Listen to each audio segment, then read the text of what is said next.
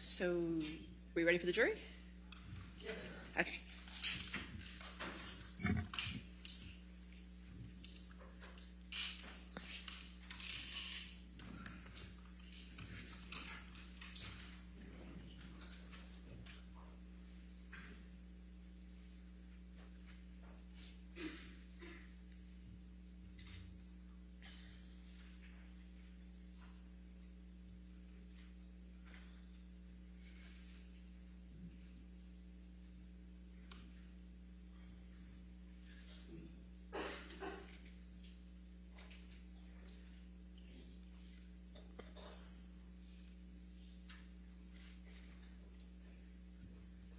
All right, be seated. Your next witness?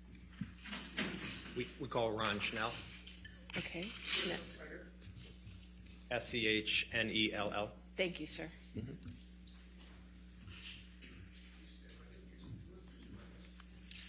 you solemnly swear or affirm to testify truthfully in this case and penalty of law? Yes.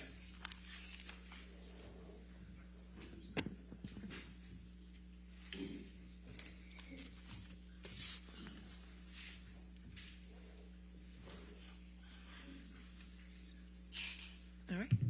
Please introduce yourself to the jury. I'm Ron Schnell. And what is your current job title, Mr. Schnell? I'm a director at Berkeley Research Group. And could you briefly describe your educational background since high school? I have a master's degree in computer science. Do you have an undergraduate degree? I do not. And can you explain to the jury why not? When I was a kid, there was a lot of publicity about me because I was a professor at NYU. When I was 14, NYU actually offered me to go into their freshman class when I was 14, but I decided that I wanted to experience the social aspect of high school, so I turned them down, but by the time I got to college, they skipped me from undergraduate to graduate. So when did you receive your master's degree from Syracuse University? It wasn't until 2008, actually. And why wasn't it until 2008? So because of my previous background while I was at Syracuse, including I did work at MIT in the artificial intelligence lab for the two founders of artificial intelligence, Patrick Winston and Marvin Minsky. I was immediately lured to industry even while I was in graduate school, and eventually they offer you enough money where you have to take them up on it. So when you were lured away from Syracuse University, what did you do? I worked at Bell Labs on something called the Unix operating system. Unix is an operating system, which is the core of the computer, what makes everything work. Microsoft Windows is an operating system. Mac OS is an operating system. You may have heard of Linux, which is, Unix was the predecessor to Linux. So I worked on the kernel of the Unix operating system at Bell Labs. And when was that approximately? What year? 1986. And how long did you work at Bell Labs? A couple of years. And what did you do after Bell Labs? After that, I was lured away to IBM. So I worked at IBM on their version of the Unix operating system, which was called AIX, also working on the kernel and managing other programmers working on the kernel. And can you just briefly explain what the kernel is? Right, the kernel is the center of the operating system, so it actually controls the piece of software that controls the whole computer. So it gets down to the bit level where it's actually really everything that goes on in the computer has to go through the kernel. Okay. And what did you do after IBM? After IBM, I founded a startup company. What was the name of that startup company? It was called Secure Online Systems. And what did Secure Online Systems do? It was a company that wrote software for mainframe computers running the various versions of the Unix operating system. And were there any other investors in Secure Online Systems, Inc.? Yeah, my business partner in that was Sylvester Stallone. And what eventually happened to Secure Online Systems? Well, it was, as I said, a software product that ran on mainframe computers running Unix. And we actually completed the product and it ran very well, but mainframes running Unix kind of ceased to exist back then, so we had to shut it down. So what did you do after the company shut down? Then I went to work at Sun Microsystems, working on their version of Unix, which is called Solaris, also working on the kernel. And approximately how long were you there at Sun? Approximately 5 years. And did you also work for Drivers Aces Inc.? Right. Coincident with that, I also founded another startup called Driver Aces, and we wrote what are called device drivers to run on the Unix operating systems. A device driver actually teaches the computer how to talk to hardware devices, so it also runs within the kernel. Have you founded any other startups? Yes. And what was the other startup? What was at least one of the other startups? So the last startup I founded was called mailcall.com, M-A-I-L, and that was a startup that allowed you to read and manage your email on your cellular phone before there were smartphones. So a computerized voice would read you your email, and you could speak a reply into the phone or send it to a fax machine, basically let you manage your email on the road. And what happened to mailcall.com? I sold that to a public company in 2000. And what'd you do after that? After that, I ended up working at Equifax, one of the 3 credit bureaus in the United States, running software development for their internet marketing division. And how long were you in that position? Until 2005. And what happened in 2005? In 2005, I was asked to run what's called a monitorship for the DC District Court for 2 cases, U.S. versus Microsoft and New York et al. Versus Microsoft, the 2 largest antitrust cases in U.S. history. So I was responsible for running that organization. I hired 93 people over 6.5 years to perform that monitorship. And what type of work were you doing in that monitorship? Highly technical work, looking at all of Microsoft's documents and source code and things like that. I can't talk too much about it because of a protective order, but I had special master powers in those matters. And you said you were in that position for 6.5 years? Correct. So that takes us to about 2013, is that right? It was 11. 2011, okay. And what did you do? What did you do in 2011? In 2011, I didn't do much until 2013 when I took the role as a director at Berkeley Research Group. Okay, and that's your current position, correct? Correct. And what are your responsibilities at Berkeley Research Group? So I do all sorts of things. Generally, I consult. I do software projects and manage software projects and architect them. But I also do things like this, where I'm consulting in litigation and sometimes testifying in litigation. Have you taught any courses? Yes, I'm an adjunct professor at Nova Southeastern University. And what classes do you teach there? I teach computer security and the Unix operating system environment, although since COVID I haven't been doing that. And have you published any scholarly articles? Yes, I have 2 published articles, one related to computer security and another relating to antitrust enforcement using technology. And what experience do you have in statistical or forensic analysis of social media? A bunch of the consulting work I've done involves analyzing data from social media. Most of them have been consulting for litigation. Some of them are consulting for non-litigation. Yeah. And is that work both in civil and criminal matters? Yes. And could you describe the work just a bit more in terms of what you've performed regarding statistical or forensic analysis of social media? I can't talk about the specific cases because I haven't testified on them, and some of them are awaiting indictment, most likely. But in general, it's really the same sort of stuff I've been doing here, analyzing data from the social networks. And what social media platforms have you performed forensic analysis? All of the major ones. And what are the major ones? Twitter, Instagram, Facebook, Reddit. How much of your expert work is for plaintiffs versus work for defendants? Well, I don't consider myself working for either plaintiff or defendant. I take my role as an independent expert extremely seriously.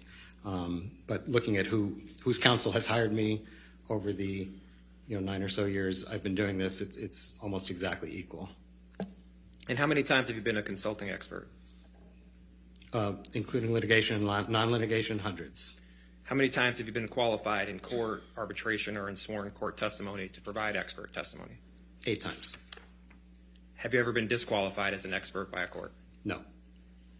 Do you believe that your testimony will be helpful in assisting the jury understand the facts of this case? I do.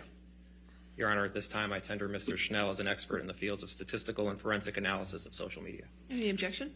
Your Honor, can we be heard? Do you want to voir dire? Yes, I do. Okay, you can voir dire. Thanks.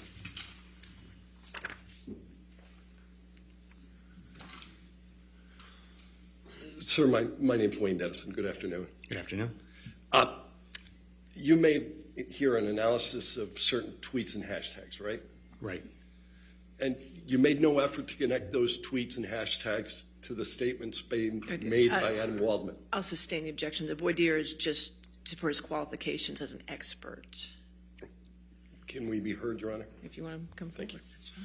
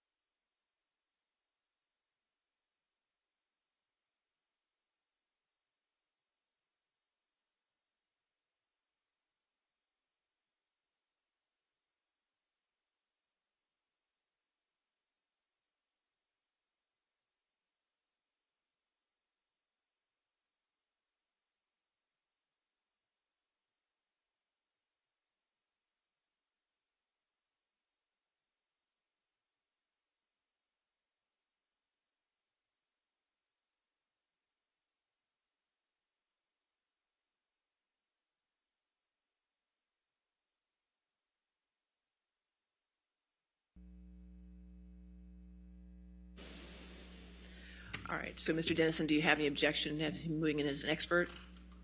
No. All right. Then I'll move him in as an expert in statistical and forensic analysis of social media. Okay? Yes, sir, your question. Mr. Schnell, what were you asked to do in this matter? So I was asked to do several things. I used the official Twitter APIs to bring in data over several different time spans. Initially, it was April of 2020 to January of 2021, and analyzed various hashtags and things like that. And what is significant about April 2020? I understand that April 2020 is related to the alleged defamatory statements by Mr. Waldman. And you talked about APIs. What does that mean? So API stands for Application Programming Interface. That is a service that's provided by companies like Twitter so that professionals can write programs to query Twitter to ask for various things. In this case, I use 2 of their APIs.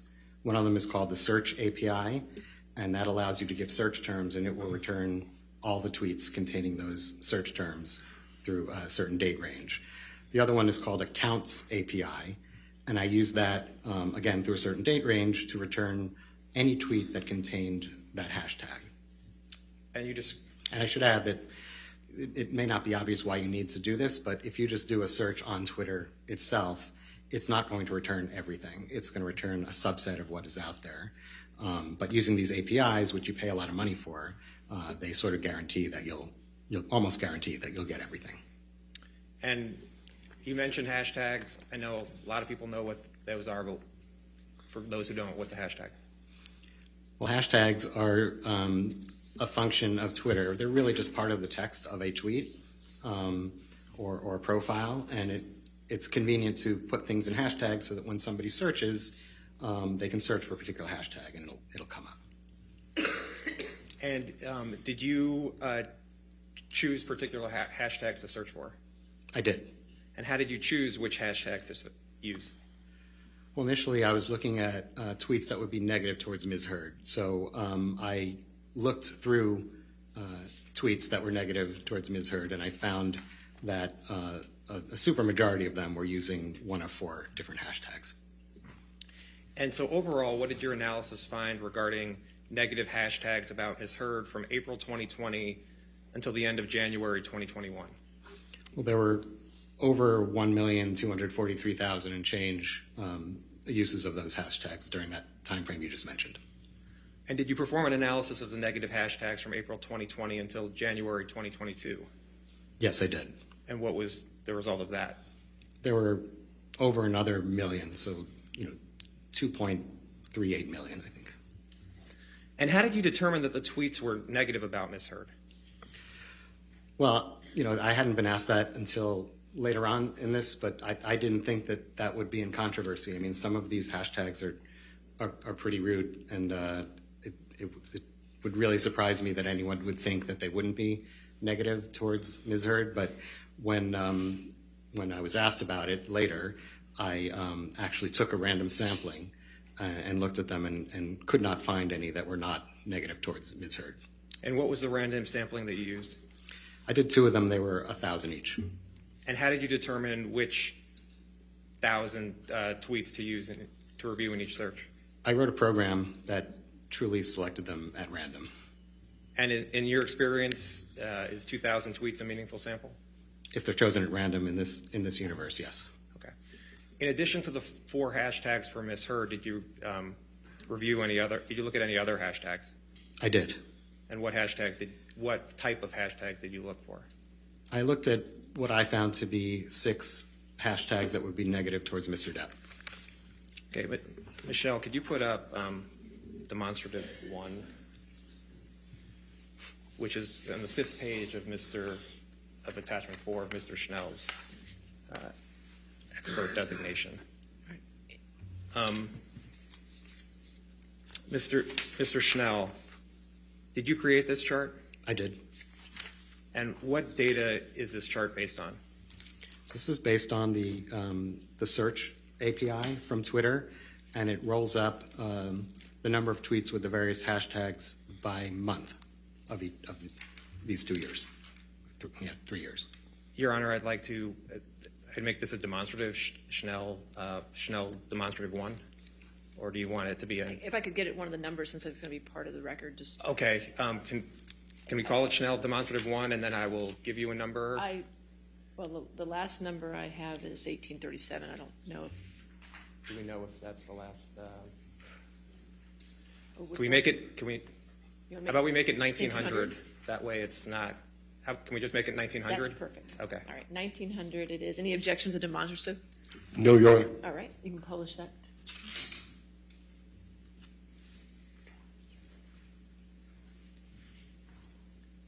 And is this the chart you made, Mr. Schnell? It is. Okay. And at the top here, there are hashtags that are in yellow. You see that? I do. Okay. And if we go all the way to the right, well, first let's scroll over to the left here. I apologize. You see, in 2020, there's the months of June and July. I do. Okay. And what are these columns? First, tell the jury what they represent. So each of these is the number of tweets with the hashtags, with the corresponding hashtag during that month. Okay. And if we look at the first one in yellow, you see that first hashtag, the 4th one over? I do. And are there any, what does it show from 2018 to July of 2020? There were none. And then what happens in August of 2020? Well, there's a remarkable jump from July to August of 2020. It goes from 0 to 13,878. And if we scroll to the right, the last 3 hashtags, in which are highlighted or shows the difference between June and July. What did your analysis show? Well, you can see that June is about at its steady state. In July, there's also a remarkable jump. And that's for all three of those hashtags? That's correct. Okay. And the hashtags, if the hashtags that are in blue are the ones related to Mr. Depp, correct? Correct. Okay. Oh, by the way, what is your understanding of when the last alleged defamatory statement was made by Mr. Depp through Mr. Waldman? My understanding is that it was the end of June of that year. Of 2020? Yes.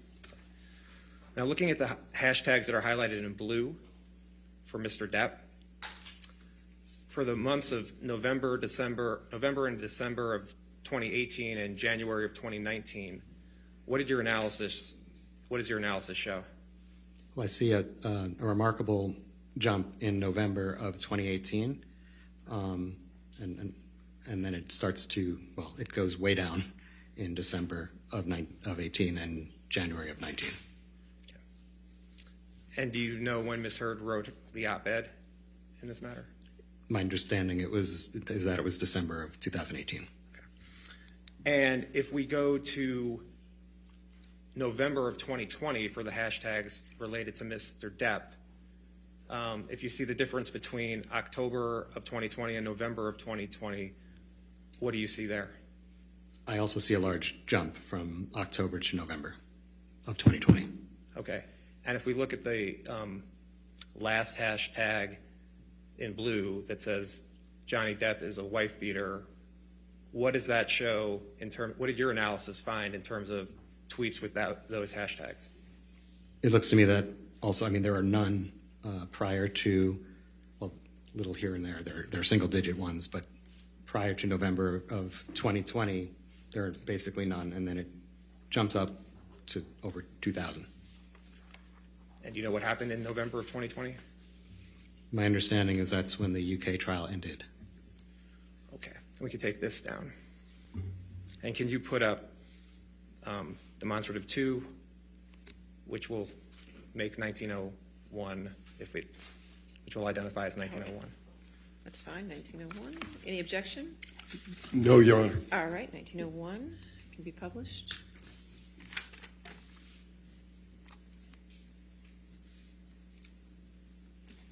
And Mr. Banya, what data is this chart based on? Oh, I did the same thing. Mr. Schnell, what data is this chart based on? This chart is actually based on the data we just looked at, but out until January of 2022. And it's just another way of displaying the numbers in graphical form so that we can see peaks and valleys. And what are the dotted lines?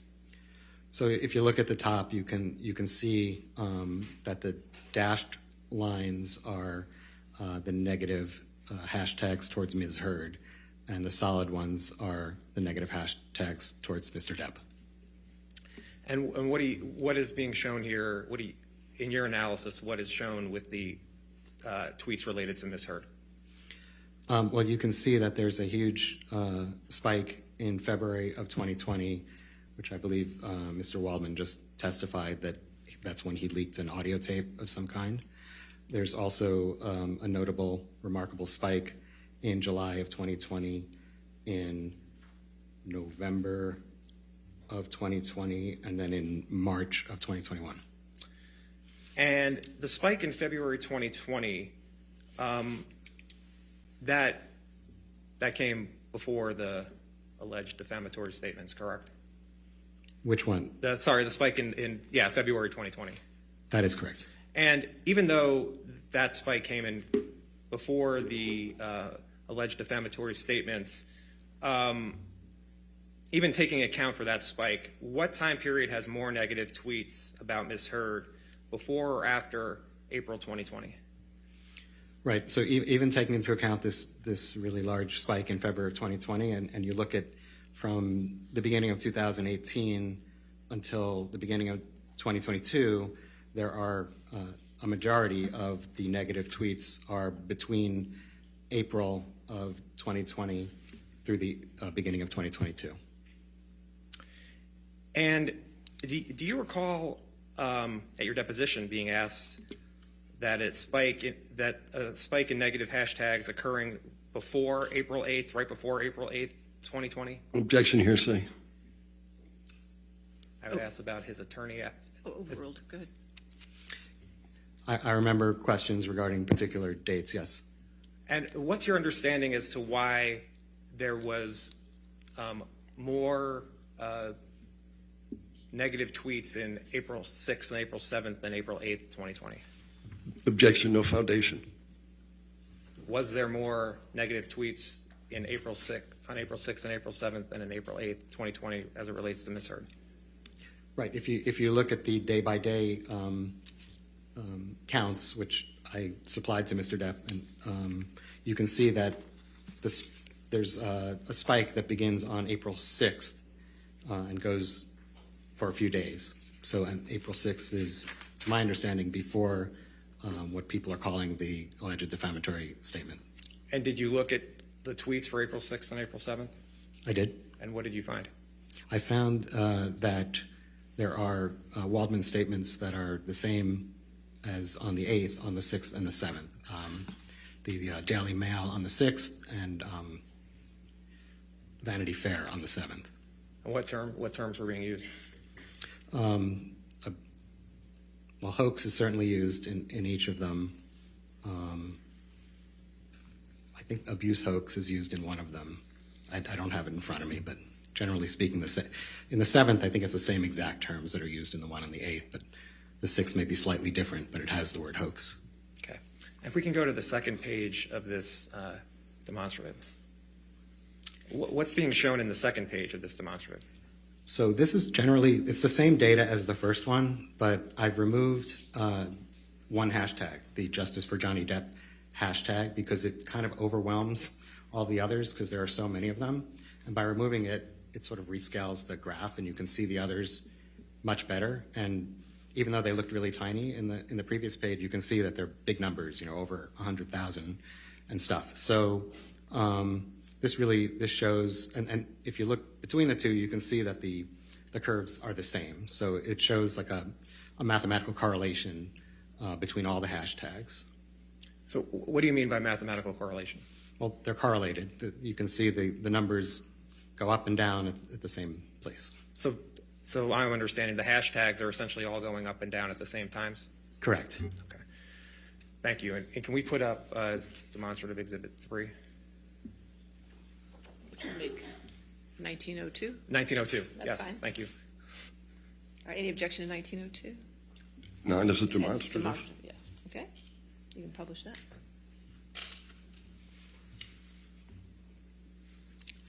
Mr. Schnell, did you create this chart? I did. And what does this chart show? So what I did was I took the data that I supplied to Mr. Depp, which was the original data from April of 2020 through January of 2021, and I searched it for certain key terms, specifically hoax, fake, and fraud. That's what it's representing.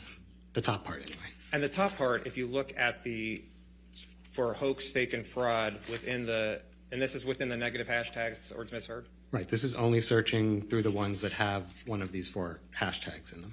Okay. And if you look at the total, oops, I'm putting that in black. Let's clear that. Oh, you saw the line there. What's the total number of times it was used in the negative tweets, either hoax, fake, or fraud? 81,121. And did you perform any other searches on the data? Yes. And what searches did you perform? So I also looked in that same data for references to Waldman by itself, or Wald, and then followed by anything followed by Mignon or Minions, Minion, depending how you want to pronounce it, sort of a portmanteau of Waldman and filet mignon, I guess, or Minions, and looked for those in the same data. And in terms of the percentage of the amount of times Waldman or Waldmignon was used in the negative hashtags from April 2020 through, is it January 2021? The percent? Yeah, what's the percentage? Yeah, so I found over 25% of the negative hashtag tweets, or 1 out of every 4 on average, had either Waldman or Waldman-Young. And I see you ran searches for hoax, fake, fraud, rather than abuse hoax in quotes or sexual violence hoax in quotes. Why didn't you run those searches? Objection compound. Overruled. So so if I had put them in quotes like that, say abuse hoax in quotes, that would require that it show up in exactly that way, with the same spacing and the same order. So if it said something like there was abuse and there was a hoax, it wouldn't get caught. So if I take the quotes out and search for them separately, search for things separately, that'll cover it and make sure that I catch everything. And based on your analysis of these searches within the negative hashtags, what do the results of these searches mean? Well, obviously I can't read what's in people's minds, but when I read the disclosure of Mr. Depp's expert, Mr. Banya, he stated that if these terms, particular the Waldman term, Objection hearsay. He's an expert. Overruled. if these terms had shown up a lot of times in the negative hashtag tweets, then that could show that they were, paraphrasing the impetus of why people tweeted these. So I sort of adopted Mr. Banya's opinion on that and found this large number. So I agree with Mr. Depp's expert that this could show a substantial correlation. And to what level of confidence do you hold the opinions you just provided to the jury? To a reasonable degree of scientific certainty. Thank you, Mr. Schnell. I have no further All questions. right, cross-examination.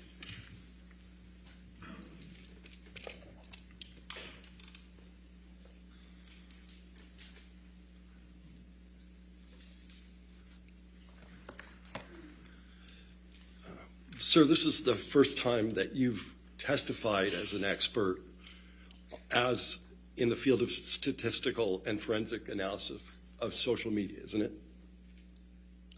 I've consulted on litigation for it, but it never got to testimony. That's correct. This is your first testimony. Testimony, yes. Right. And you've never been involved in a defamation case before. That's correct.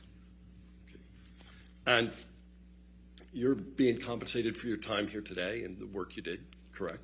Berkeley Research Group is being compensated, yes. At $600 an hour. That's what they're getting paid. Right. And you're aware that Mr.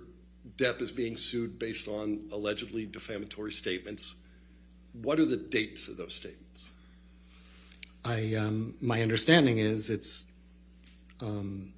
there was something around April 8th, I believe April 27th and June 24th, somewhere in the end of June. Okay. And where do you understand those statements to have resided? In the public media. In any particular article or? I didn't consider that. All right. So you're not offering an opinion on how widely the articles that contain those statements were read? That's correct. And you're not offering an opinion as to how many people actually saw the language that's been attributed to Mr. Waldman? Only a minimum number of people who could have seen it based on the tweets that referenced him. Okay. And you don't know even where those references appear in the articles? I'm not sure what you mean. There are statements by Mr. Waldman that appear in articles. Do you understand that? I do. Do you know in what portion of the articles the statements appear? I've looked at the articles, and from that, I've seen where they appear. And where, in general, do they appear? In the middle, the end? What's your sense? That I'm not sure of. I mean, the ones I looked at on the 6th and 7th, I think they were towards the top. All right. So you testified that you reviewed a number of hashtags that you deemed were negative towards Ms. Heard. That's right? Yes. Yeah. And the four you picked, at least the negative ones, Justice for Johnny Depp. That's from one of them, right? That's right. Amber Heard is an abuser. That's one of them. That is one of them. We just don't like you, Amber. That's one of them. That is one of them. And the last one was Amber Turd, right? That is another one. Okay. And these 4 hashtags you identified and searched for, you don't believe they have any connection, or you testified that you have no connection to these 3 Waldman statements. The hashtags aren't connected to Waldman, right? Well, I did an additional analysis that did show how many of those had Waldman connected to them, and I found that 1 out of 4 of them did. Right. But when you were deposed, you were asked whether these were related, these particular hashtags were related to any of the Waldman statements, and you said no at that time. I said more than that. I said I didn't know, and then I said I'm basing I'm looking at Mr. Banya's opinion where he says they would be if they were in large number, and I'm adopting his opinion and agreeing with him that they must be connected. So you're adopting an opinion that hasn't been rendered in this case yet by anybody but you. Well, I know that Mr. Banya. Has testified. Okay, what I'm saying is I know that Mr. Banya's disclosure says that he is expected to come to that opinion. All right. But the only person who's ever expressed this opinion to date in this courtroom is you, correct? I wouldn't know. I haven't watched everything. I've watched a bit. So but you're adopting your own opinion. no, I'm adopting the opinion that I read in Mr. Banya's disclosure. All right. And that's not the opinion you had during your deposition. I think I did make reference in my deposition to what Mr. Banya said, and that I agreed with it. All right. And you indicated in deposition you didn't take into account statements made in the media, correct? Made in what? I couldn't hear. You said you did not take into account in your analysis statements made in the media. Media. Yes, in the analysis where I gathered data and decided which data to gather, I did not take into account statements in the media. All right. So you looked at data, you produced charts, you did analysis relating to the data, but you had no reason at the time you did this to consider any particular statements. Isn't that true? That's true. I think that's an appropriate scientific methodology to first gather as much data as possible and then drill down on the data. All right. And the Twitter data you collected shows that the 4 hashtags you identified were in existence before Mr. Waldman made the first statement in April 2020, right? That's correct. Right. In very small number. But Justice for Johnny Depp has been around since 2013, correct? That sounds correct. Yeah. Amber Heard is an abuser, and Amber Turd first appeared in 2016, correct? I don't recall, actually. Right. Do you recall if there was any portion of Mr. Waldman's statement that made any reference to Amber Turd? Not that I've seen. Right. People can form a negative view of Ms. Heard without reading Mr. Waldman's statements, correct? People can form a negative opinion of anyone without reading anything. That's correct. And you didn't consider whether there was negative publicity around Ms. Heard other than the Waldman statements? Well, what I did was to report on correlation with these hashtags and certain search terms in particular. I wasn't trying to read anyone's mind as to why they used them. You didn't form any opinion that of the million plus tweets that you looked at, were connected in some way to Mr. Waldman's statements. I did eventually, yes. You did eventually after you read somebody else's report relative to testimony that hasn't been given here. Well, I did it before my deposition. All right. You have a demonstrative that counsel played for you. Can we put up plaintiff's 1901 again? This is yours, right? Correct. Yeah. the biggest spikes, by far the biggest spikes here, are attributable to what hashtag? Justice for Johnny Depp hashtag. Yeah. And there are spikes that existed considerably before Mr. Waldman's statement. You were asked about that by counsel.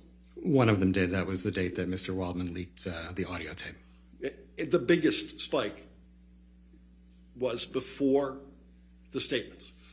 Right, the date he leaked the audio. And then there were many statements that, or there are many hashtags or uses of the hashtag that follow the statements. You'll have to be more specific. Well, so you looked at 1.2 million of these hashtags, right? Right. In your chart, didn't 980,000 of these plus belong to Justice for Johnny Depp? That sounds about right. You'd have to show me, but I'll take your word for it. All right. But the vast majority of them were Justice for Johnny Depp. A majority of them were. Well, it wasn't the majority so large that you had to draw another chart? The reason for drawing another chart is because the numbers were high at particular points, so you wouldn't be able to see the other hashtags. Right. Literally, this is your chart, and all of the other activity at the bottom you can barely see in comparison to the hashtag Justice for Johnny Depp. Right, as I testified, you can barely see them because of the spikes in the Justice for Johnny Depp hashtag, but when you look at the other chart, you can see that those others are still very large numbers. So you're not offering any opinion as to what caused these spikes. That's correct. Right. So you're not opining as to why these spikes are there.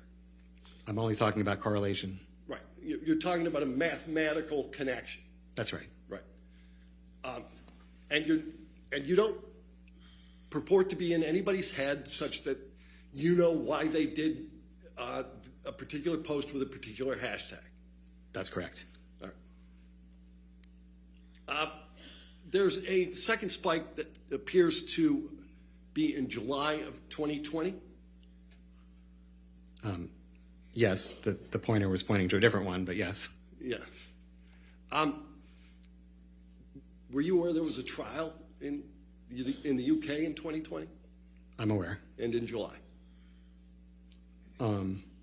You're saying it was in July? No, but as of the time of that spike, there was publicity around a trial, correct? I don't know how much publicity there was. I know the trial was going on then. All right.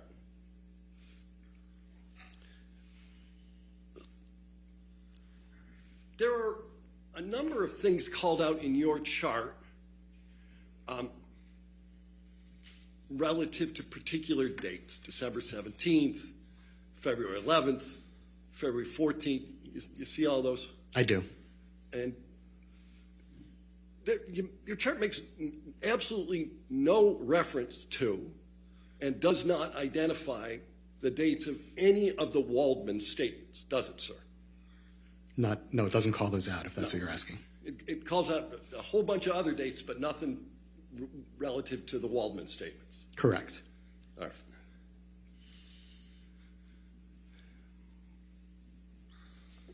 All right. At some point, you ran searches for additional search terms: hoax, fraud. I think you said fake. And then you don't know why those terms appeared, do you? I'm not sure what you mean by that question. Are you asking me? You could not perform a scientific analysis of the reason why those terms appeared in the tweets you were looking at. Right. I could only show mathematical correlation. Right. You could show a correlation, but you don't have any idea why they're there. I can't get into people's heads. Right. And just because the tweet contains one of the terms does not mean the tweet was in some way prompted by Mr. Waldman, right? Well, there are a few things I searched for. The ones you just mentioned, and then the Waldman and Waldman-Yon terms. So, it's not that big a stretch to say that it's related to Mr. Waldman if it's his name and Wald Mignon or Minion. Wait a minute, is the new standard, it's not that big a stretch? No. Or the I'm trying to standard speak. is I'm Scientific trying to. certainty, right? Yes. All right. So you're not suggesting that you know why Mr. Waldman's name appeared in any of these tweets? Well, if you look at the tweets that have Wald Mignon, and I looked at a large sample of them. Just a large sample was 2,000 out of 1,000,002. No, I looked at more than that of these. But that's another thing that I wouldn't expect to be in controversy. When people are saying that they're part of the Wald Minions or things like that, I would expect everybody to agree without arguing that it has to do with Mr. Waldman. And nobody asked whether it had to do with Mr. Waldman. I'm wondering, how do you know that it had anything to do with Mr. Waldman's statements? But I was under the impression, I was informed that nobody really knew who Mr. Waldman was before all of this. So I wouldn't expect it to be anything else. I didn't think it was in controversy. It wasn't in controversy whether everyone knew who Mr. Waldman was? Is that your testimony? No, I'm saying it wasn't in controversy that that if somebody was suddenly talking about him, that it had to do with this case. All right, but again, it's not, did it have to do with this case? It's, did it have to do with the allegedly defamatory statements? You have no idea, do you, sir? I can't get into anyone's mind. I can only talk about the science of it. Right. And so you identified all of these hashtags as negative towards Miss Heard, right? Right. Justice for Johnny Depp is not negative towards Miss Heard, is it? No, but the tweets that use that hashtag are. No, but the hashtag itself, the hashtag that predominates through your analysis is not, in fact, negative towards Miss Heard. I'm not opining on the hashtag itself. I'm talking about the tweets that contain that hashtag. But the hashtag itself is not negative. That's not part of my opinion, one way or the other. Do you have an opinion as to whether justice for Johnny Depp is a good thing? That's not part of my assignment. Okay. But you'll agree with me justice in general is a good thing? Big fan of justice. All right, me too. No further questions. All right, redirect. Okay, yes, sir.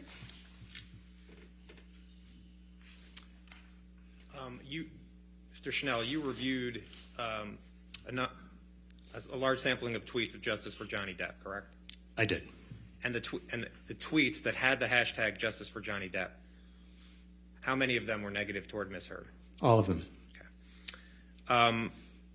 And what percentage of the tweets with negative hashtags between April 2020 and January 31st, 2021 contain the terms Waldman or Wald Mignon?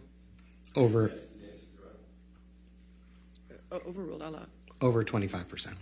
1 out of 4. And in your analysis, how far in time did the tweets containing the terms Waldman or Wald Mignon go? Like how far to now? Well, Beyond the scope of cross? He was asking about. Overruled. So I think I disclosed at my deposition that I looked further into 2022 and found that it continued to go on. I didn't see any end to it at all. Okay. And based on your analysis, again, what period of time had more negative tweets against Ms. Heard, before or after April 2020? It was clearly double as many from April to 2021. And that's even including the February 2020 spike, correct? That's right. So and that happened before April, obviously. So even if you put that in there, it's still a lot more after April of 2020. And there are fewer months in that time period. I think there are 20 or 15 months in that time period and 27 months in the first part. And based on your analysis, what, if any, end do you see to the negative tweets toward Ms. Heard? Objection, no foundation. Based on his analysis up until the time? I'll sustain the objection. Okay. Did you see any, based on your analysis, at the end of the time of your analysis, what was happening with the negative tweets toward Ms. Heard? To continue to go on. Mr. Chanel, after your cross-examination, have any of your opinions in this matter changed? No, they've not. Thank you. Nothing. All right. All right, sir, you can have a seat in the courtroom or you're free to go. Okay, sir? Thank you. All right, your next witness? Okay, sure.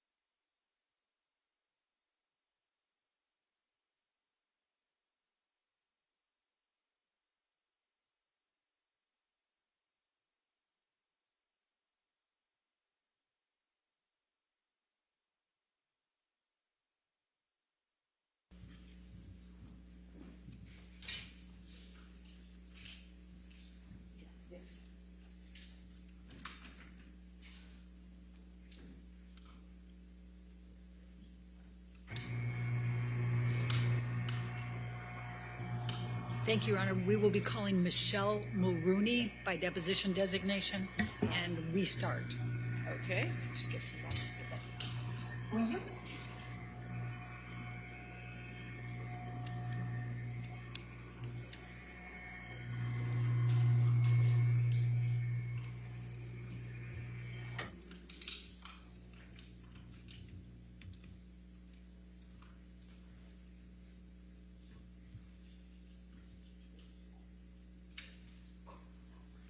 All right, you just want to spell the last name for me? It's Mulrooney. All right. Okay. Please state your name and address for the record. Michelle Mulrooney, Los Angeles, California, 90067. Ms. Mulrooney, what is your occupation? I'm a partner at Venable LLP, an attorney practice. Could you just please describe give me a brief description of your educational background and work history?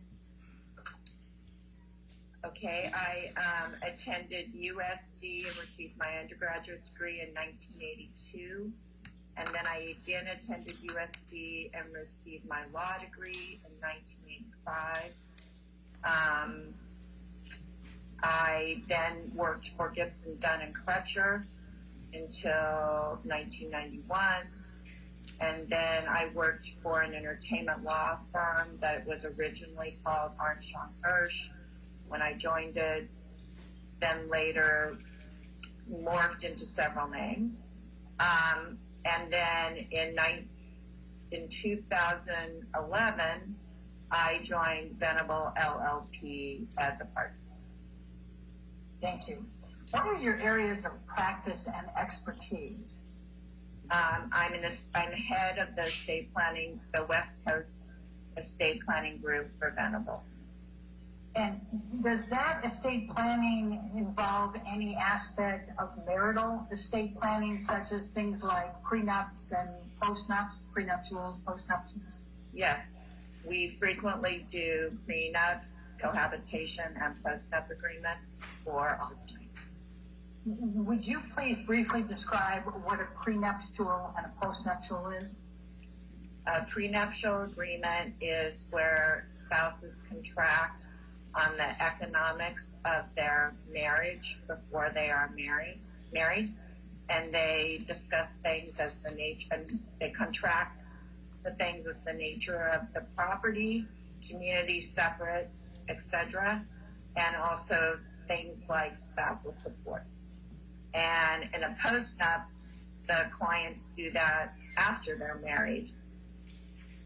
They contract on the same issues. Do you regularly represent actors? Yes.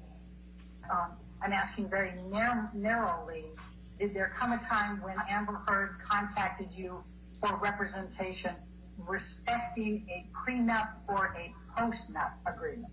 At some point, I was contacted about an Amber Heard prenup. Ms. Mulrooney, I'm going to show you what has been marked as exhibit number 3, and it's an email from you to a Dana Lowry. Do you know who Dana Lowry is?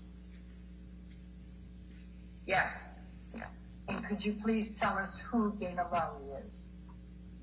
She's a family law attorney practicing in Los Angeles.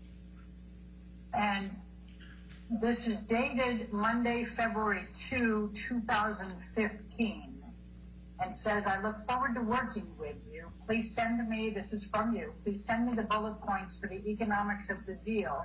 When you are back in the office tomorrow, I will have Amber's business manager get her financial information to me ASAP. I also like to exchange 2 years of tax returns, but not attach them. Is this your general practice? Let me know. Think. Who did Dana Lowry represent? Johnny Depp. I take it Amber in the actual document is Amber Heard. Is that correct? Yes. Okay. And if I just direct your attention to the top of the email where it says February 2nd, get control. February 2, 2015. What, if anything, does this do to refresh your recollection on when approximately you were contacted about representing Amber Heard in connection with the prenup? It makes the approximate date more clear to me. Okay. And based on this, when approximately were you contacted to represent Amber Heard in connection with the prenup or postnup? The early part of February, the late part of January, or the early part of February 2015. Ms. Mulrooney, I'm going to ask you to take a look at what has been marked as exhibit number 4. And it is an email from you to Dana Lowry, which is Mr. Depp's counsel, correct? During this time period, correct. And it's dated Tuesday, February 3. And I'm going to scroll down first so we get the earliest part of it. And the first part of it is an email from Dana Lowry to you, dated February 3rd at 10:13, and says J/A deal points. Do you know what J/A means? I'm going to take you, first of all, to the bottom part, which is the J/deal points. Do you have an understanding of what J/A means? I believe it means Johnny/Amber deal points. Absent a prenuptial agreement or a postnuptial agreement, is California what we call a common law property state? No, What is it? it's a community property state. Okay, and what does that mean? Generally means that all earnings after the date of marriage are owned 50, each party has an undivided 50% interest in those earnings. Yes. What was your understanding of the purpose of the confidentiality agreement? It's very standard when you're doing a prenuptial agreement or a postnuptial agreement, when either party is disclosing their assets, that they ask for a confidentiality agreement. You respond on February 17, Dana, I have forwarded to Amber. She is filming a movie, but hope to connect with her by the end of the week. I will keep trying to move forward. I'm asking you what you meant by I will keep trying to move forward.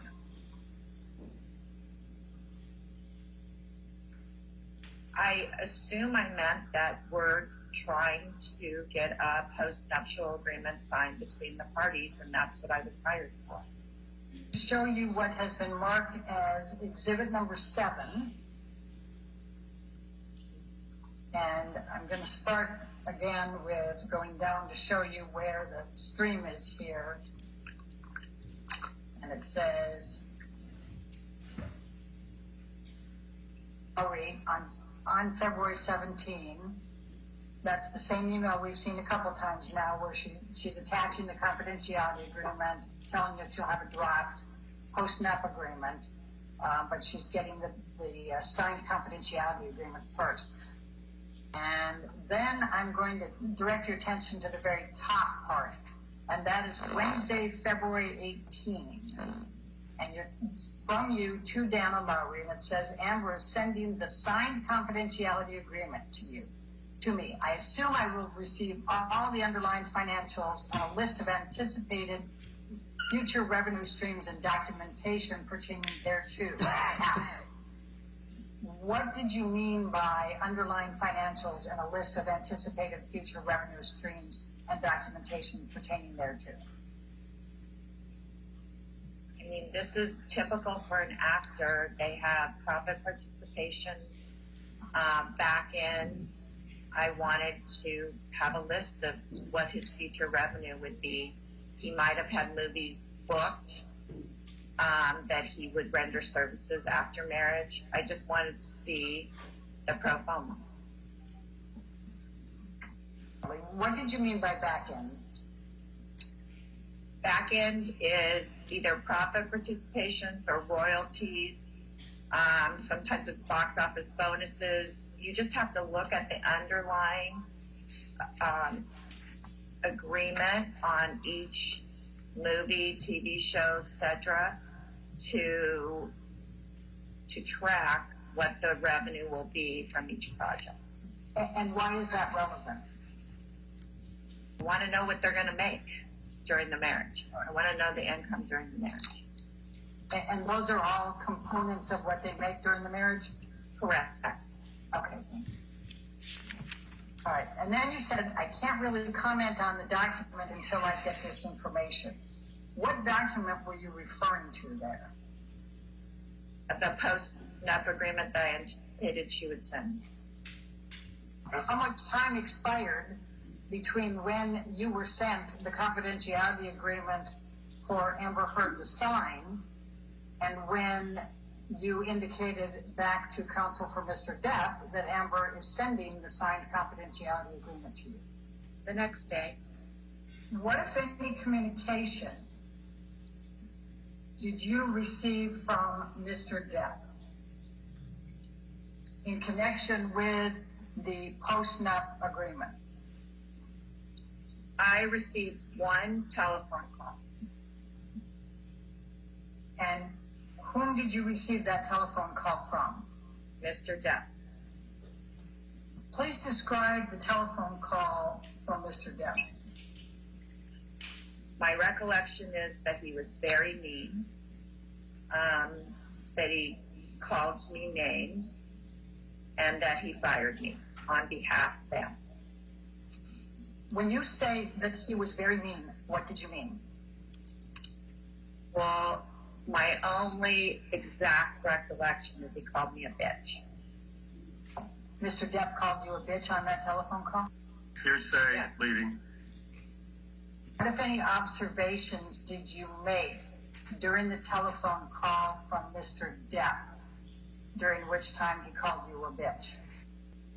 I thought he was under the influence. Why did you think that? He was slurring his words, and his speech pattern was similar to my children's speech pattern when they were under influence.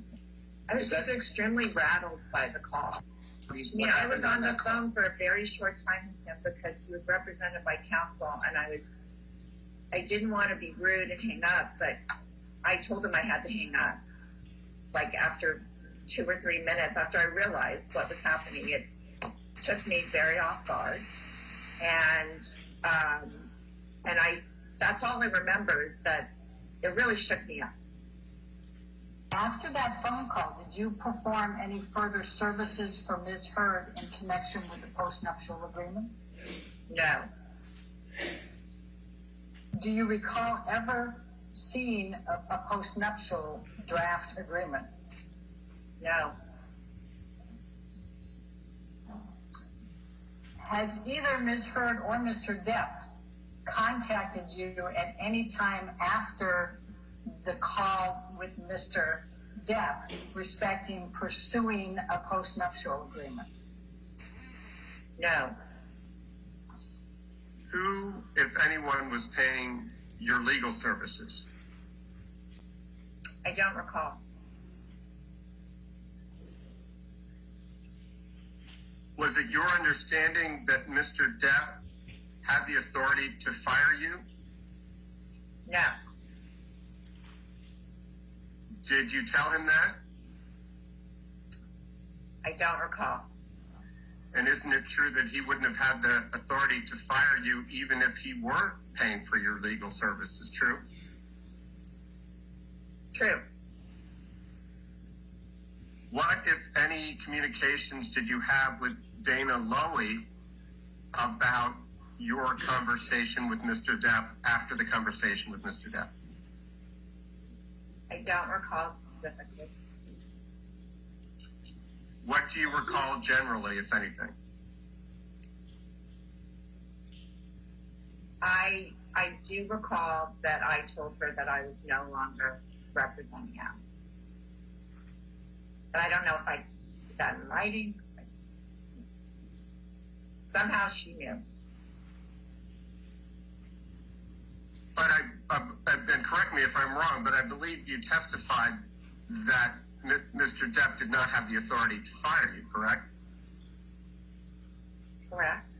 Ms. Mulrooney, when did your attorney-client relationship with Ms. Heard relating to a potential postnuptial agreement terminate? Shortly after that phone call.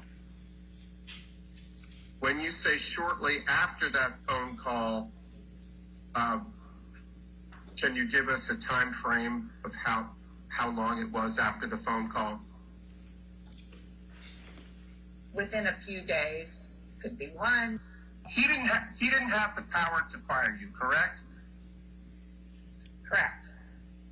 Do you have any recollection of ever receiving any more communications from Dana Lowry furthering the postnuptial agreement after Johnny Depp called you and told you he was firing you on behalf of Amber and called you names?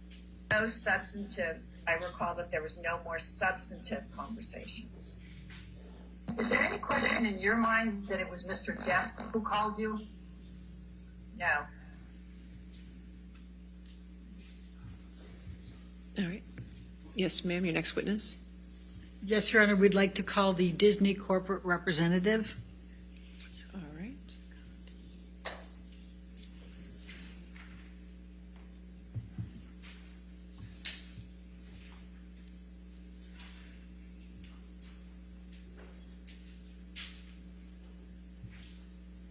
Would you please state your name and your business address for the record?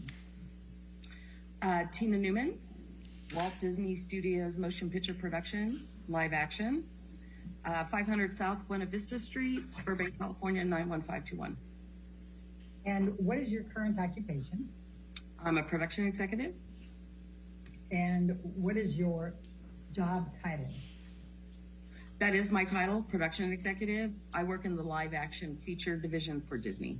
Is it your understanding you're testifying on behalf of Walt Disney Motion Pictures Group? Yes.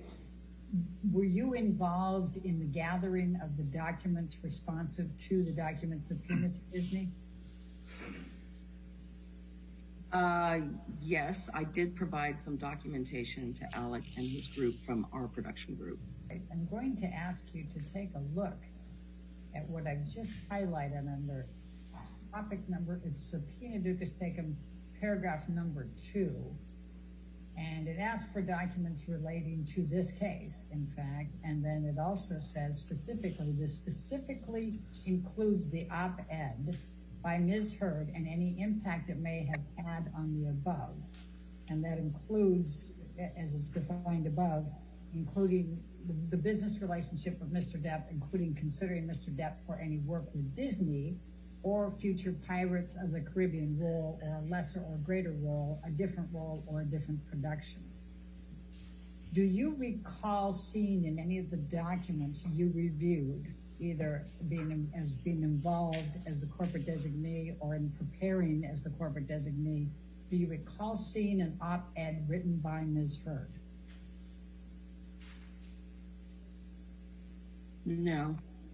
Do you recall in your preparation as the corporate designee of Disney and your review of the documents that were produced by Disney, any document that referred in any manner to the op-ed written by Ms. Heard? I would say no. Do you remember seeing in any of the documents you reviewed that were produced by Disney in response to the subpoena duces tecum, the word op-ed in any of those documents? I don't recall that, no. Did you have any discussions with anyone at Disney about any future Pirates of the Caribbean role, a lesser or greater role, a different role, or a different production? No.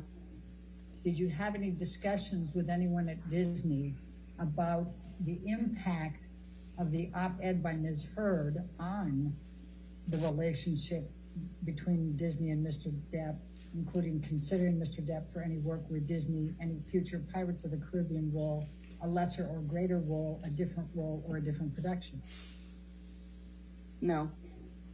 Do you know whether Mr. Depp is being considered for a role in Pirates 6? No, And when you say no, I think I have to probably ask clarification. Does that mean you don't know one way or the other, or he is not being considered? I don't know one way or the other. Do you It doesn't know? fall. I'm sorry, go ahead. I was just going to say that decision doesn't fall within my job responsibility. It's above my head. It's the best way to say it. So what is the knowledge you have about Pirates 6? Like I said, I just know that it's a project that's possibly in development at the studio. That's it. Do you know whether anyone at Disney has ever even read the op-ed written by Ms. Heard? No. Are you aware of anyone else at Disney who has knowledge of the topic areas in the deposition notice, that's deposition exhibit number 2, that beyond what you know? I can't honestly say. I can't speak for someone else. Like I explained earlier, my knowledge and what my job functionality is at the studio, that plateaus, and there are people that I work under, and those particular persons may or may not have more knowledge, but I can't speak on behalf of them. Is Disney aware that Mr. Depp has testified under oath that he would not take another Pirates of the Caribbean franchise role for $300 million and 1 million alpacas? No. Would Disney entertain paying Mr. Depp more than $300 million and provide him with more than 1 million alpacas to be able to obtain his services for any future Pirates of the Caribbean role? No. I'm going to show you what has been marked as deposition exhibit number 52 to Alan Horn. Who's that?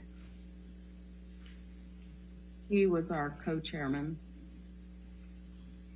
Of Disney? Yes. And Alan Bergman, who's he? Same. He's the other co-chairman of Disney, or was at the time. And then Sean Bailey, you indicated, was the president? It's our president of production, correct. Okay, and then Ricky Strauss, who's he? I believe at the time he was the head of our marketing group. And Paul Rader? Paul Reeder is the head of communications. All right, and this is from Angela Shaw, and it's dated 5/10/2017. Do you see that? Yes. And it says, subject HR, Johnny Depp, a star in crisis, and the insane story of his missing millions. Do you see that? Yes. Okay. Do you have any understanding as to why Angela Shaw was sending this communication to this group, the two co-chairmen, the president, vice president of production, head of communications on this particular day? I don't know what the intent of the email is, but obviously we have a relationship as a company with Johnny, so I assume that's why she may be bringing it to their attention. All right, and just to take that a little bit further, given that Disney has a relationship with Johnny Depp, if there is publicity relating to Johnny Depp, whether it be positive or negative, that would be relevant to Disney, would it not? Yeah, I mean, I can't say how it's relevant to Disney, but given that Angela is part of communications, it's her job to, keep the studio abreast, I guess, of anything concerning the company. So that's about as far as I can read into it. Okay. And so that's your interpretation of why Angela Shaw sent this to that group of people, was to keep them apprised of this particular article on Johnny Depp. Would you agree? Yeah, that would be my assumption. Yeah. I'm going to ask you to take a look at what has been labeled as exhibit number 53, and it is Disney 114 through 137. And I'm going to ask you if you recognize this document.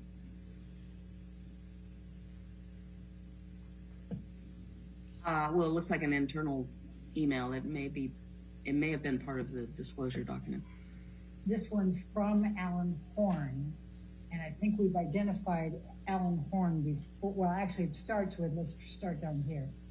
On June 21st, 2018, all right, and then it has a reply from Sean Bailey, sad. Do you see that? Yes. What was Mr. Bailey's position with Disney on June 21st, 2018? I believe he was the president then. Okay, He may have been the EVP. I don't know. okay. And then we have an email at the top. It's to Sean Bailey, CC Janelle Tipton. And then it has some copies to some other people. It's from Alan Horn. I believe we said he was one of the co-directors. Is that correct? Co-chairman. Co-chairman. Okay. And Alan Bergman. The other co-chairman. Okay. And do you have any recollection of ever reading the Rolling Stones article about Johnny Depp back in this time frame? I honestly don't remember if I ever read this document. I may have. Do you have any understanding of why this would be sent from Alan Horn to these other individuals on the top? Again, same as before, just because of the fact that we have a relationship with Johnny. So they may have determined it was important to bring it to their attention. All right, Ms. Newman, I'm going to show you what has been marked as deposition exhibit number 54. And do you recognize this document? Yes, it looks like a email. Please tell me, please describe it for me. It's an email. Well, it started from Scott to myself. Scott Sellers is in Post Finance, and then I replied to Scott. So it looks like an email exchange between the two of us. All right, and you said Scott Sellers is in Post Finance? Correct. What is that? He handles all finances once film goes into post-production on any given picture. Also reporting for the studio, internal reporting, finances. All right. And this is July 14, 2018 that he's sending this to you, correct? Yes. Do you recall reading the story that was in the Rolling Stone, The Trouble with Johnny Depp? I mean, to be honest, I don't really remember much about the story, but obviously I must have looked at it and commented. Right, and Let's see. in fact, you commented depressing. Do you see Yes. that? Yes. Okay. And just to go back to refreshing your recollection on the template, do you see that it has importance and received on this when you sent it back? Yes. Mm-hmm.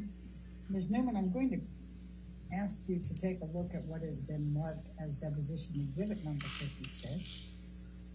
And it is a document also produced by Disney, and there's the date stamps, Disney 167 through 177. And I'm gonna ask you to take a look at the top there. This is to Alan Bergman from, and it has THR's Today and Entertainment. Do you understand what that is? Yes. Okay.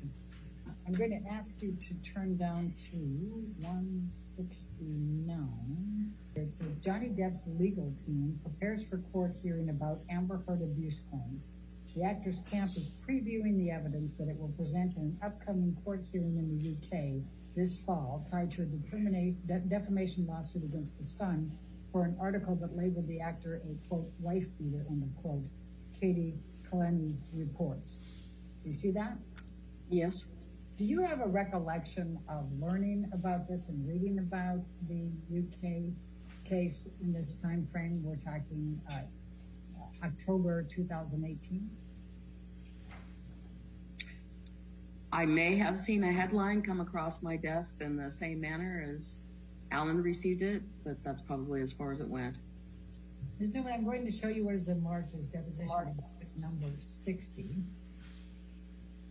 And it's dated November 5, 2020, and it says Disney reportedly scraps plans for Depp's POTC 6. I'm assuming that's Pirates of the Caribbean 6 return. You see that? Question was, did you see it? Yes, I see it. As you sit here today, are you aware of any document in Disney's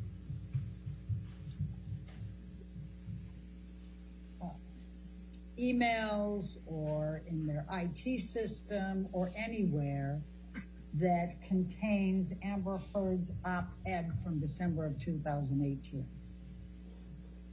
I mean, no, not that I'm aware. Are you aware of any decision maker within Disney who has ever said they are not casting Johnny Depp in Pirates 6 or any other role because of Amber Heard's op-ed? No. Are you aware of any decision maker outside of Disney? And by this, I'm including producers, directors, people of that ilk, who have ever said they were not considering Mr. Depp for Pirates 6 or any other movie because of Amber Heard's op-ed from December 2018? No. All right. Do we? How much time? We have an 11-minute one. Okay, that's fine. What's your next witness? Ellen Barkin, All right. Barkin. Thank you.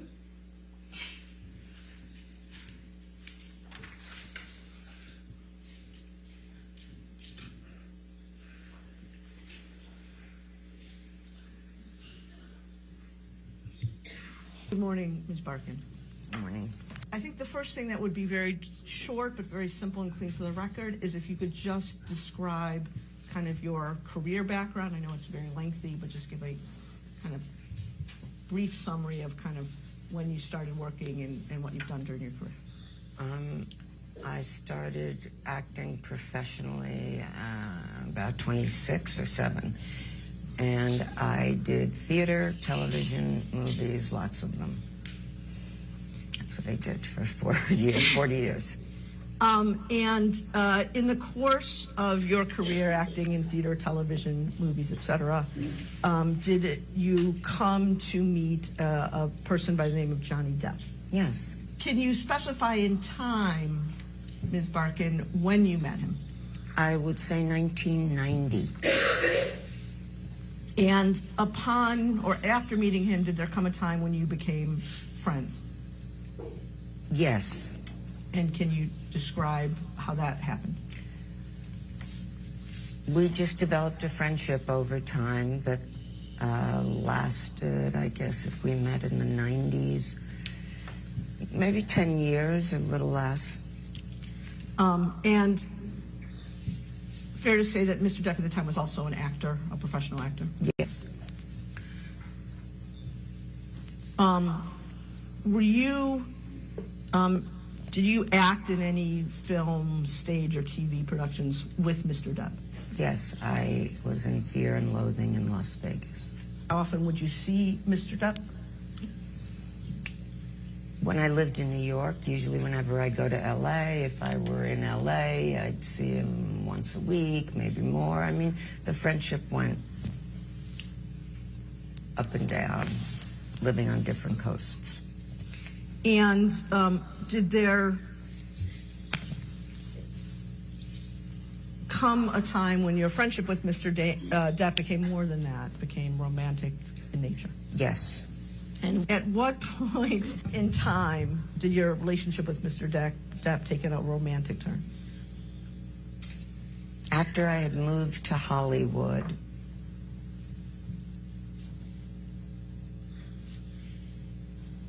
and he, switched the buttons. Recall what year you moved to Hollywood? Yes, 1994. When you say switch the buttons, can you tell me what you meant by that?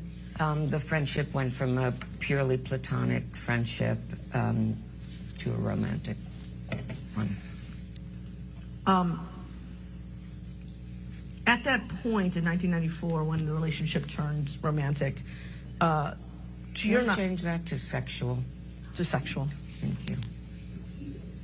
For how long did your relationship with Mr. Depp remain sexual?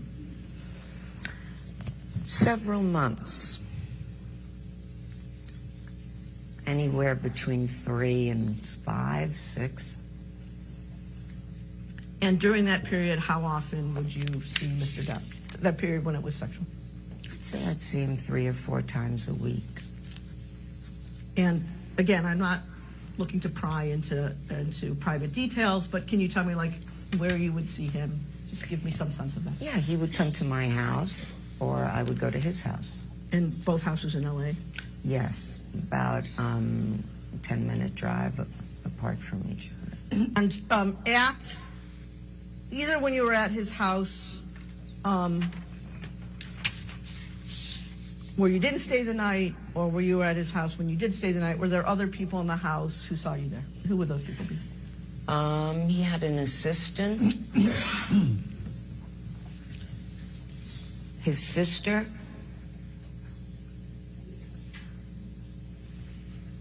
that's all I can remember now. Do you recall the name of the assistant? I don't know his name. He was referred to as Pig. He was referred to by whom as Pig? Johnny Depp. At any point that you were either initially friends and then sexual with Mr. Depp, did you become aware that he drank to excess? I was always aware. Okay, and can you explain how you were aware of that? He was drunk all the time, a lot of the time. And that would apply both to when you were initially friends and then later when it became sexual? Yeah. And what was he drunk?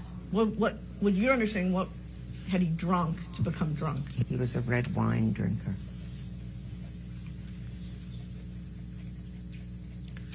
Okay. In addition to alcohol, were you aware at that time that Mr. Depp was taking any prescription medication? No. Okay. Same question, Mr. Barkin, for illegal substances. Yes. Same question. And what illegal substances? Hallucinogenics, cocaine, marijuana. Hallucinogenics, can you say specifically what those were? I don't really know. Okay. He called me and told me he was tripping.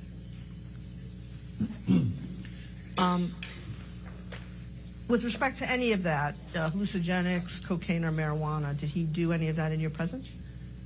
Yes. More than once? All the time. When you say all the time, how many times, again, in the period that you were both first friends and then sexual with Mr. Depp, do you think you saw him? I couldn't even tell you. I mean, I just know he was always drinking or smoking a joint. But would it be fair to say more than at least dozens of times? Yeah. Over the full course, oh yeah.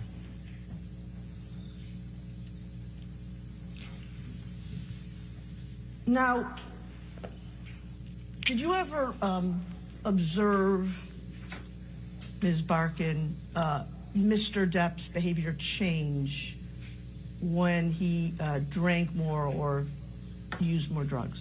I did not.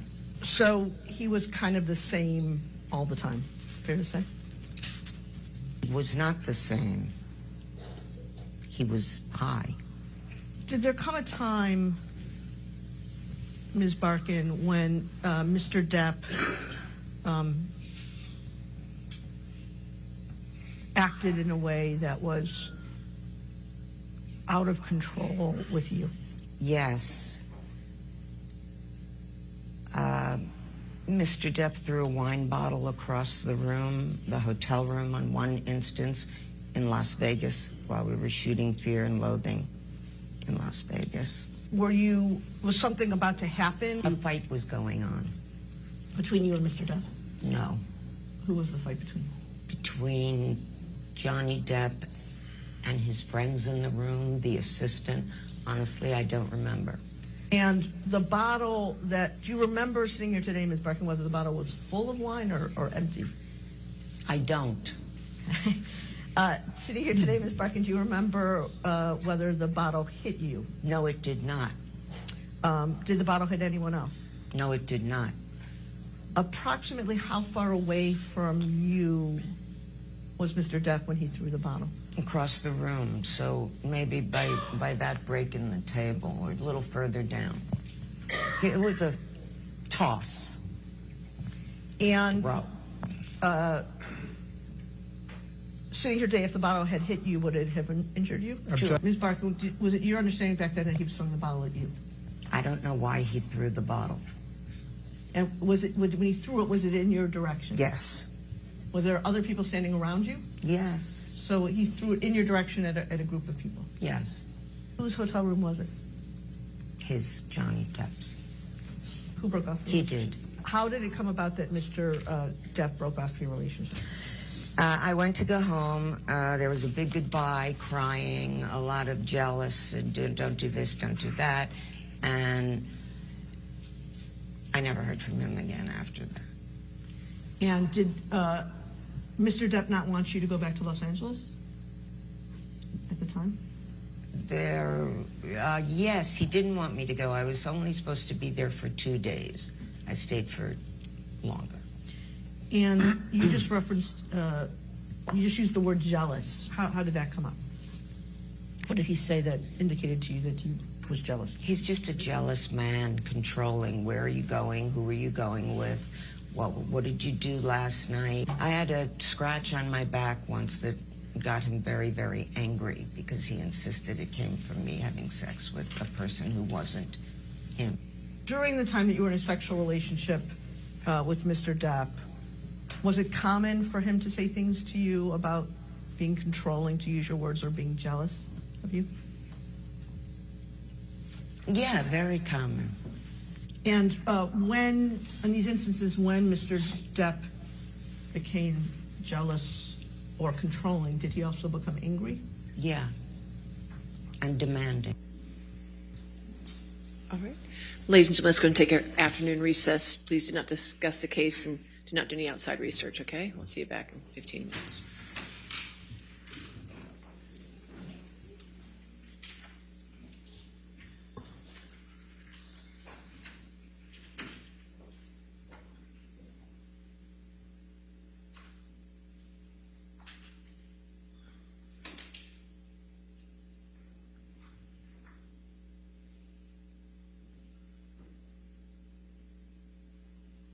All right, we'll come back at 3:45. Does that give you time to be ready? Okay, all right, 3:45.